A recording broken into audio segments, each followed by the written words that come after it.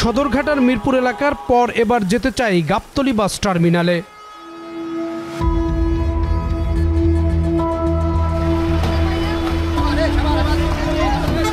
রাজধানীর অন্যতম বড় একটি টার্মিনাল গাবতলী। ব্যস্ত সময় কাটান পরিবহন সংশ্লিষ্টরা।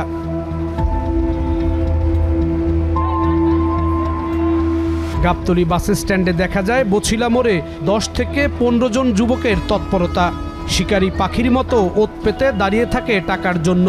বাস দাঁড়াতেই হাত বাড়িয়ে দিচ্ছে চাঁদার জন্য। বাসের গেট কিংবা জানলা দিয়ে টাকা দিতে দেখা যায়। ঘণ্টাখানেক অবস্থান করে এইসব দৃশ্য দেখা গেছে। টাকা না দিয়ে কোনো বাস যাওয়ার সুযোগ নেই। ট্রাফিক পুলিশ বক্সের পাশে তাঁবু টাঙ্গিয়ে বসে আছেন এসব চাঁদা আদায়কারীরা। সেখানেই তাদের আড্ডা আর খোঁজ গল্প। কিসের টাকা তারা তুলছেন, কেন টাকা তুলছেন, এসব বিষয়ে জানতে তাদের আড্ডায় যোগ দিলে সবই বলছেন তারা। ভাইরা এখানে কি করেন? ভাই আমরা এটা কাউন্টারে। এই কাউন্টারের? ও, সবাই কাউন্টারের। আপনারা এই টাকাটা দেন কিসের? এই যে এখানে 10 টাকা করে। হ্যাঁ, কোম্পানি টাকা। বাস কোম্পানির? এটা আপনারা নেন? মানে না না, এটা কোম্পানি জমা নেয়। ও আচ্ছা, আপনারা কি পান? মানে আপনাদের বেনিফিট? মানে আমাদের বেতন। মানে আপনার কোম্পানির নিয়োগপ্রাপ্ত? হ্যাঁ হ্যাঁ, এখান থেকে যে সার্জেন ই করলে গাড়ি আটকাইলে এই গাড়ি আমরা কাগজটা ছুটাই। তারপর দেখা যায় গাড়ি একটা অ্যাক্সিডেন্ট করছে, ধর একটা নর্মাল একটা অ্যাক্সিডেন্ট করছে বা ছোটখাটো একটা ঝামেলা হয়েছে, এটাই করি। মোবাইল কোড বসলে আমরা এটা বলে দিই যে মোবাইল কোড আছে। মানে ওই কোম্পানির আপনারা সতর্ক করেন, আপনার কোম্পানি আপনাদের টাকা দেয়? হ্যাঁ হ্যাঁ, কোম্পানি আমরা জব। আচ্ছা আচ্ছা আচ্ছা, আমাদের আইডি কার্ড আছে, সবই আছে। আচ্ছা, ধরেন এই যে প্রতিদিনে কতগুলো গাড়ি পাস হয়? সারাদিনে আনুমানিক কতগুলো গাড়ি পাস হয়? আমার ব্যানার আছে 40টা, ওনার ব্যানার আছে 50টা, 500 টাকা উনি বেতন পায়, আমার 400 টাকা বেতন পাই। এরকম আমাদের কোনো নির্ধারিত কোনো বেতন নাই। এমনিতে রাস্তার যে খরচটা হয় ওই টাকাটা কারা তুলে?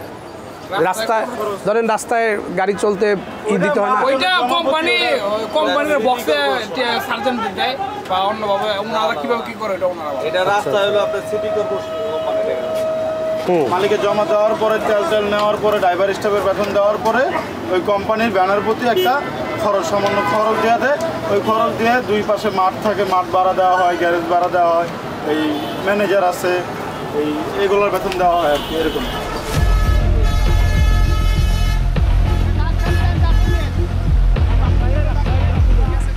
গাবতলী থেকে বের হয়ে মানিকগঞ্জের বিভিন্ন রুটে যেতে শুধুই চাঁদা দিতে হয় প্রায় 1000 টাকা। যতবার আসা যাওয়া ততবারই সড়কে দিতে হয় চাঁদা। রাস্তার খরচ সীমিত 700 টাকা। গাবতলীতে মানিকগঞ্জ, নবীনগর, সাভার সব জায়গায় 10 টাকা, 20 টাকা, 50 টাকা দিতে হয়। রাস্তায় খরচ আছে, চান্দা আছে 700-800 টাকা খরচ আছে। চান্দা এই যে জিবি দেন লাগে 60 টাকা, 50 টাকা করে। 800 টাকা, 800 টাকার মতো যায়। 1000, 1500, 1200 জায়গায় জায়গায় দিতে হয়। পরিবহন ব্যবসার মন্দা চললেও সড়কে চাঁদার টাকা কমে না। যখন যে রাজনৈতিক দল ক্ষমতায় থাকে তখন সে দলের লোকজন পরিবহন চাঁদাবাজি নিয়ন্ত্রণ করে। জিপি টিভিতে 1400-1500 টাকা খরচা আছে। একদিনে কয় টাকা থাকে আপনাদের? আমাদের ব্যবসা নাই, তারপর কন্ট্রাক্টের গাড়ি। আগের থেকে ভালো না খারাপ? ব্যবসা ভালো না তো।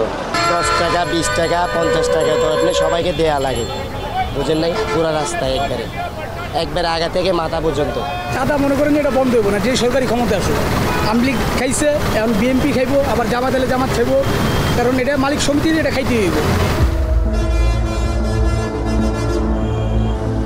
গাবতলী দূরপাল্লার বাস রাজশাহী অঞ্চলে গন্তব্যে পৌঁছাতে সড়কে চাঁদার জন্য গুনতে হয় 1,500 থেকে 2,000 টাকা। 50-100 আমার পকেট থেকে যায়, কোম্পানির মহাজনের কাছ পকেট থেকে যায়।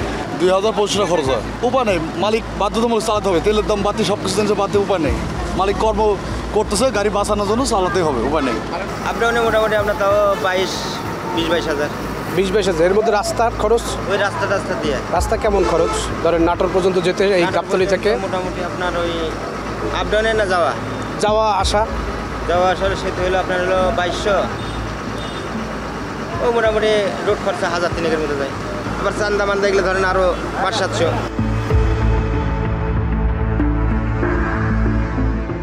ঢাকায় ঢুকতে দিতে হয় চাঁদা, গাবতলী হয়ে গুলিস্তান, মতিঝিল, সদরঘাট আসতে দিতে হয় প্রায় 700 থেকে 800 টাকা করে।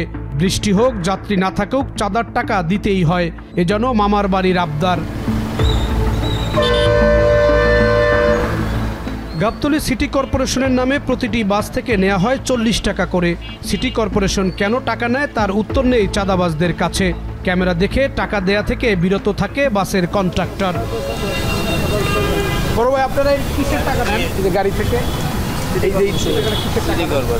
সিটি কর্পোরেশনের প্রতিদিনের। সিটি কর্পোরেশন কি সেবাটা দেন? আপনারা এদের কি সহায়তাটা করেন? বিশ্বাস করেন না, আমরা কামলা মানুষ, কামলা বেতনভুক্ত। আপনারা সারাদিন খাটলে কেমন কাজ করে? ফিক্স করা না আপনাদের অনেক কষ্ট করতে হয়। রাজধানী ঢাকায় প্রতিদিন 40,000 সিএনজি চলে। এসব সিএনজি চালকদের গুনতে হয় চাঁদার টাকা। গাবতলী বাস টার্মিনালে থামলেই দিতে হয় 20 টাকা করে। যাত্রী লইলে 20 টাকা, কোনো জায়গায় 30 টাকা স্ট্যান্ডে দাঁড় করে দেয়। এটা তো পুলিশই এদেরকে আশ্রয় প্রশ্রয় দেয়, তাহলে এরা কিভাবে দাঁড়ায়? মহাখালী বাস স্ট্যান্ড আপনি 24 ঘন্টা আপনি যাইবেন, দেখবেন ওই সিটি কর্পোরেশনের নাম করে একটা স্লিপ দেয় আর 10 টাকা নেয়। এরা কাউরে ভয় পায় না। সরকারের গুলিস্তান টিপ লইলে 20 টাকা, 30 টাকা, 50 টাকা। সিটি কর্পোরেশন টার্মিনাল কর্তৃপক্ষের ফি, কাউন্টার, টার্মিনালের খরচ, শ্রমিক, লাইনম্যান, পরিচ্ছন্নতা কর্মী এবং নিরাপত্তা রক্ষীদের ফি আদায়ের নামে বিপুল পরিমাণ টাকা চাঁদাবাজি করা হচ্ছে।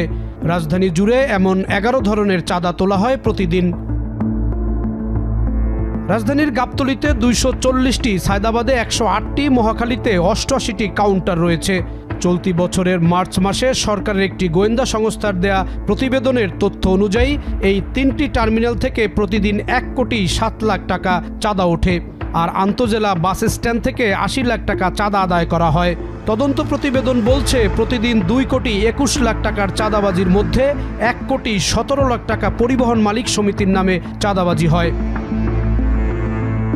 গত বছরের মার্চ মাসে ট্রান্সপারেন্সি ইন্টারন্যাশনাল বাংলাদেশের এক গবেষণায় দেখা গেছে সারা দেশে প্রতি বছর বাসগুলোকে কমপক্ষে 1059 কোটি টাকা অবৈধ টোল এবং ঘুষ হিসেবে দিতে হয়। টিআইবির এই তথ্য বলছে বিআরটি এর কর্মকর্তা, কর্মচারী, পুলিশ কর্মকর্তা, পরিবহন সমিতি, সিটি কর্পোরেশন, পৌরসভা কর্মী এবং রাজনৈতিক দলের সঙ্গে যুক্ত ব্যক্তিরা চাঁদাবাজির অর্থের ভাগ পেয়ে থাকেন। ঢাকা শহরে 53টি পরিবহন টার্মিনাল ও স্ট্যান্ড থেকে প্রতিদিন 2 কোটি 21 লাখ টাকা চাঁদাবাজি করা হয়। প্রতি মাসে যা দাঁড়ায় 66 কোটি 30 লাখ টাকা। আবার কখনো তা বেড়ে 80 কোটি টাকা পর্যন্ত পৌঁছায়। বিআরটি এর হিসেবে দেশে bus, mini bus, truck, covered van আছে প্রায় 3 লাখ। 3 পদ্ধতির অধীন এসব যানবাহন থেকে বছরে অন্তত 1885 কোটি টাকা চাঁদা ওঠে। দেশে নিবন্ধিত পরিবহন শ্রমিক সংগঠন আছে 249টি। গবেষণায় আরও এসেছে দেশের বৃহৎ বাস কোম্পানির প্রায় 92% পরিচালনার সঙ্গে রাজনীতিবিদরা সম্পৃক্ত। এর মধ্যে 80%ই ক্ষমতাসীন দলের সঙ্গে যুক্ত।